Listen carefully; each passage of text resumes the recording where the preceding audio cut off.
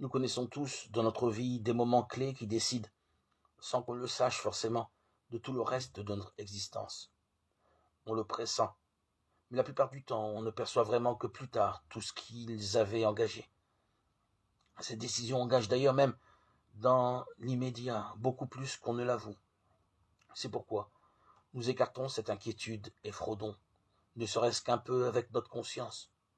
Beaucoup connaissent ce moment décisif, par exemple, lors du choix d'un métier. On ne sait pas très bien ce qui a présidé à la décision. La rencontre d'un ami, une proposition que l'on n'attendait pas. De même, de l'engagement dans tel ou tel ordre religieux, dans le mariage, ou plus modestement du choix d'un lieu de vacances ou d'une résidence secondaire.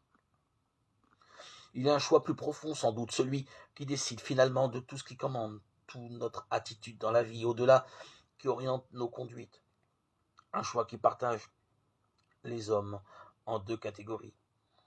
Le même choix qui nous juge et en définitive nous rend heureux. Dit en un mot, c'est le choix entre la justice et la miséricorde. Après avoir écouté la parole de Dieu sur ce qu'il nous disait de lui-même en face de notre péché, à travers l'histoire de David et la parabole du prodigue, demandons-nous maintenant ce qu'il nous reste à faire avec notre faiblesse dans cette action à deux qu'est la vie du chrétien.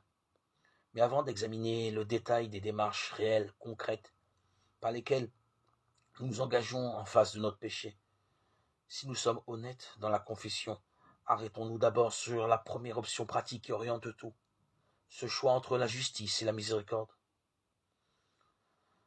D'abord, c'est vraiment nous qui avons à choisir, mais ce choix n'est pas ce que nous pensons, il est à la fois plus facile et plus exigeant. Enfin, nous nous demanderons comment savoir si nous avons bien choisi.